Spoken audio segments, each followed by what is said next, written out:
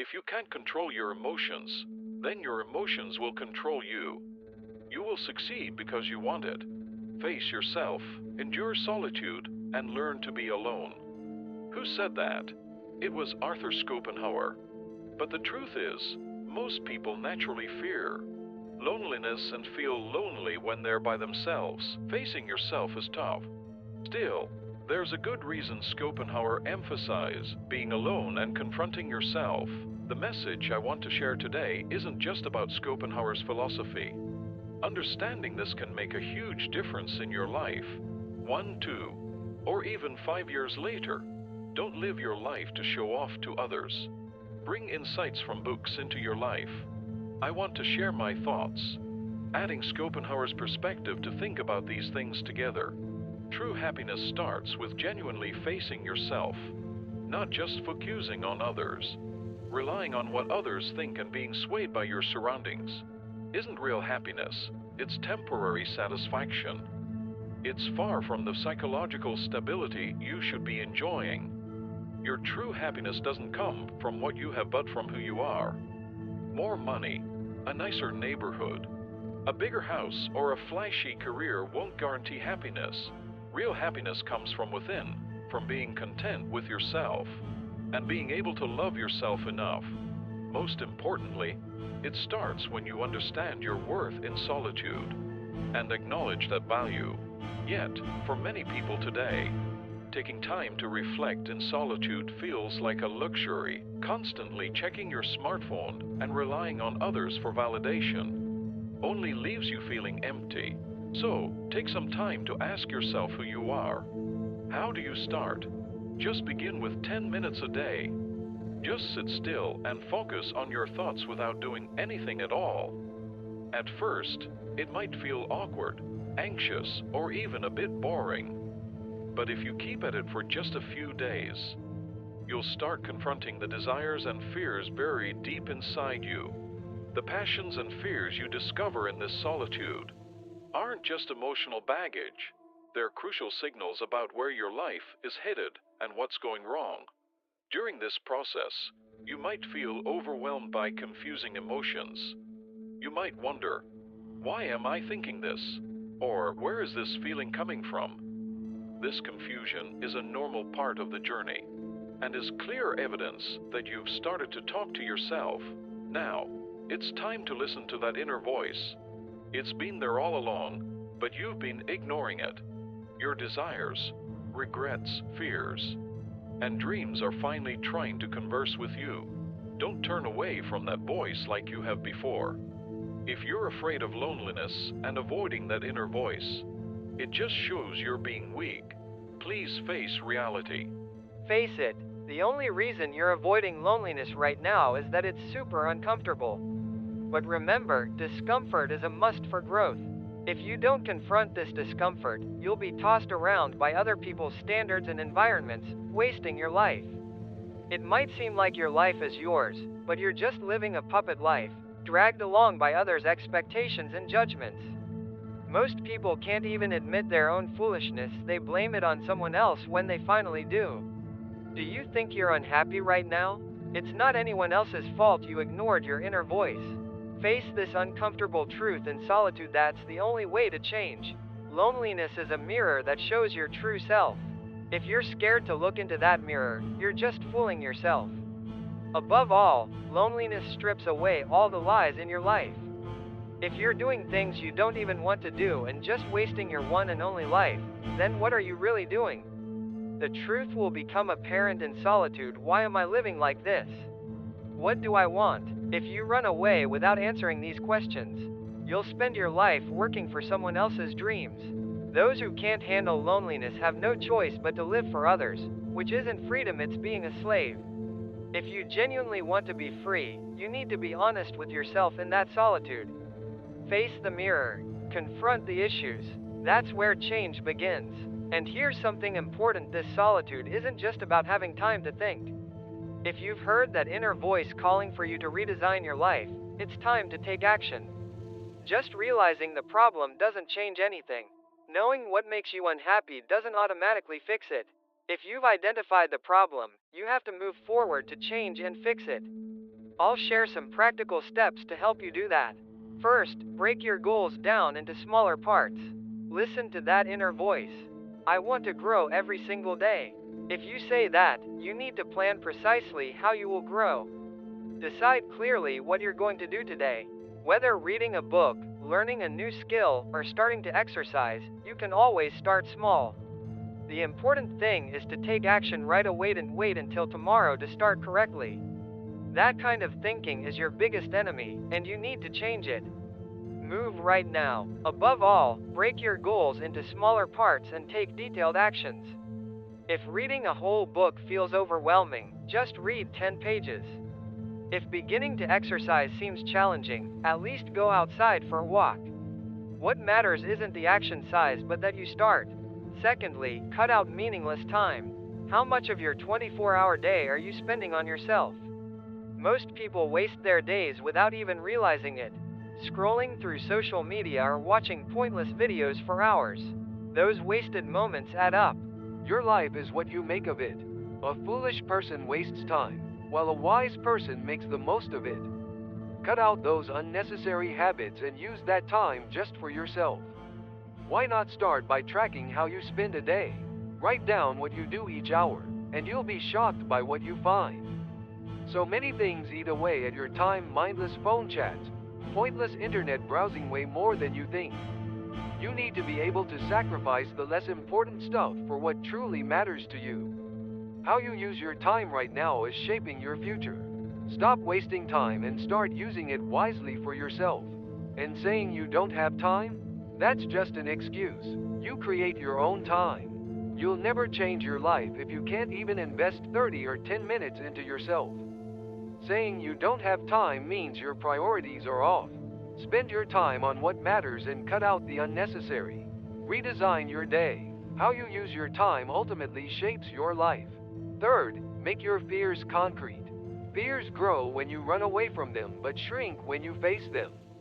However, many people do the opposite. They ignore their fears or try to suppress them. The more you do this, the bigger the problem gets. If you don't look at your fears, they'll hold you back for life. For example, let's say you have vague fears like, what if I fail? Or, what if people think I'm weird? Don't just leave those thoughts hanging, write them down. Get specific about what those fears mean. Vague fears can feel like a massive wall, but you break them down as you write them out. What happens when you break them down? They become smaller, and smaller fears are much easier to handle. If starting something new scares you, break that fear into steps. Ask yourself, why am I scared? I'm afraid of failing. I'm not enough. I feel unprepared, and I'm scared that people around me will laugh at me. But is that fear justified? If I fail, what will I lose? If I lack preparation, what can I learn to fill that gap? Are other people's reactions really that important in my life? As you think through these questions, you'll realize your fears aren't as big as you imagine. Most fears come from uncertainty, and solutions start to appear if you break that uncertainty down. Yes, hidden in your fears are growth opportunities. Where there's fear, there's a mountain to climb, strengthening you. Face your fears head on. Once you act, those fears will gradually become your strengths. Start talking about your fears right now. Most people are superficial, and interacting with them can leave you feeling empty. Being around many people can often drain you and dilute your true self. Real growth happens when you're alone. When you're in a crowd, you try so hard to fit everyone else's standards that you lose sight of who you are.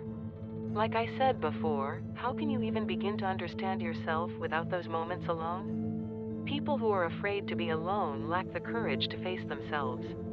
They dive into the crowd to escape their inner anxiety and emptiness, but all they get is temporary comfort. True peace and freedom will never come from that. If you seek solace in the crowd, all you'll end up with is drained energy and a lost sense of self. So please, don't be afraid of solitude, accept it as it is. Relationships with others are essential. We can't live in total isolation. But your connections with others shouldn't be the center of your life. The moment you let the noise of others drown out your voice, you lose your true self. constantly engaging in shallow conversations, putting on fake smiles, and obsessing over what others think will only lead you away from who you are. Spending all your energy can really cloud your identity. You often don't realize how clueless you might be in a crowd. Keep your relationships just enough and only with people who really matter. Don't try to hang out with too many folks. What truly reveals who you are isn't the crowd, but your time alone. A lot of great people in history didn't shy away from solitude, they used it to toughen up and tap into their creativity. For them, being alone wasn't just about being alone, it was a way to come up with world-changing ideas and works. In solitude, they faced themselves and achieved things no one else could. For instance, Cambridge University shut down when the Black Plague hit England in 1665. Isaac Newton was just 24 and had to go back home, cut off from all social life. At first, that isolation might have felt tedious, but he didn't waste it. He reflected, experimented, and significantly contributed to humanity in his alone time. One of the greatest inventions in history is the law of universal gravitation. Newton constantly talked to himself while watching an apple fall and sought answers to understand the world. During this time, he also developed the theories of calculus and optics. Ultimately, this solitude became the driving force behind the scientific revolution. Van Gogh, too, had to fight his battles with loneliness throughout his life. He lived in complete isolation and faced significant conflicts in his relationships due to mental health issues and financial struggles. However, that isolation became the fertile ground for his genius. He deeply observed nature and his emotions in solitude, pouring that energy onto the canvas. His masterpieces, like Starry Night and Sunflowers, were all born from that profound loneliness. He once said, "Art is born out of pain." Indeed, loneliness isn't something to avoid, it's a necessary condition to embrace. If Newton hadn't used his isolation during the plague to push himself, someone else would have led the scientific revolution instead of him. If Van Gogh hadn't, if you avoid loneliness and cling to others' approval, your work will be one of millions of ordinary pieces. If you don't choose solitude, other people's standards will sweep your life away. You'll end up craving applause and validation from others, forgetting who you are, just another face in the crowd. But when you face yourself in solitude, you can finally discover your unique potential. So, I'll ask again, are you ready to confront yourself in solitude? Do you know your actual goals in life? Is what you're doing helping you grow? Or is it just holding you back? You might have lost your voice if you can't answer those questions. And the only way to get it back is to embrace solitude. As humans, we're weakest when we become slaves to our emotions. Emotions are fleeting and fickle, no one sticks around for long, whether anger, joy, or sadness. Yet, people still let those feelings control them. People often lose themselves when their emotions take over their reason. It's in those moments that we become the most vulnerable. A person consumed by anger can destroy themselves, while someone overwhelmed by sadness can lose their will to live, and a person lost in joy might forget what's real. All these outcomes result from choices made by those who couldn't manage their emotions, and of course, the consequences come back to bite them. The moment your emotions control you, you're not a free person anymore, you're just living with the chains you've made for yourself. Maximilien Robespierre was caught up in the movement's fervor during the French Revolution. He was determined to dismantle an unjust system and led the revolution with a sense of righteous anger. At first, his rage seemed to represent justice, but as it spiraled out of control, it consumed him. Gripped by doubt and hostility, he even turned on his allies, continuing a reign of terror. In the end, his anger led to his downfall, and he met his end on the guillotine. What about feelings of sadness? Alexander the Great, one of the greatest conquerors. He was a standout, but he started crumbling under sadness. The death of his trusted friend and companion, Hephaestion, left a deep scar in his life and plunged him into a deep sorrow. Instead of overcoming that sadness, he let it consume him and chose a path of self-destruction. Alexander spent his days drowning in excessive drinking and emotional outbursts. In the end, this behavior took a toll on his health, and he died young. The price he paid for not managing his grief was more than just his death. His sudden passing shook the very foundation of the empire, leading to division and decline. joy can be just as dangerous. Napoleon's downfall resulted from being swept away by excessive confidence and happiness. In 1812, he invaded Russia, driven by an ambition to dominate Europe completely. He believed his victories would never end and was blinded by an overwhelming sense of confidence and joy. But that joy and confidence clouded his judgment, leading to disaster in the harsh conditions of Russia. He overlooked the issues of winter and supply lines, and despite his initial successes, his army crumbled in the face of the harsh Russian winter and relentless attrition. Starting with 600,000 troops, less than a tenth returned to France. Uncontrolled emotions are the most potent poison that can lead a person to ruin. When your feelings sway you, you're no longer in charge. You become a slave to anger, a servant to sadness, and a puppet to joy. When you feel anger, take a step back. It'll instantly consume you and destroy everything you've built. When sadness comes knocking, look at it, but don't let it take over. It drains all your will and hope. If joy finds you, don't get carried away. Stay grounded, because joy can be a tricky trap wearing a charming mask. Those who can't control their emotions will never be truly free. Remember, if you can't manage your feelings, those feelings will manage you. Ignorance is humanity's greatest enemy, but the ignorant don't even realize their ignorance or don't want to. They think they know everything they need to know and take pride in their ignorance. Ignorance always comes with arrogance. The less you know, the more you think you do, and then you speak loudly and act shamelessly in front of the world. That's the essence of ignorance.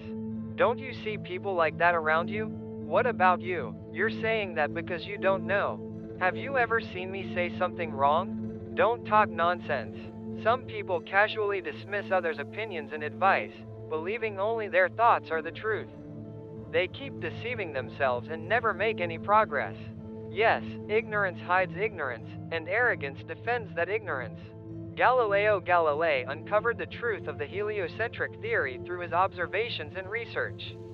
However, his discoveries were blocked by human ignorance and the arrogance of the religious authorities at that time, who feared their power being challenged and chose to oppress and deny the truth rather than accept it. They chose their path, not wanting to understand the truth, dismissing anything that didn't fit their existing beliefs. Back then, the church labeled Galileo's research as heresy and suppressed him to maintain their authority. But what they were terrified of was the truth. Galileo didn't give up on his research despite religious threats. He confidently stated, "But the earth moves." Today, Galileo's name stands as a symbol of scientific inquiry. The moment you stop learning, you trap yourself in prison.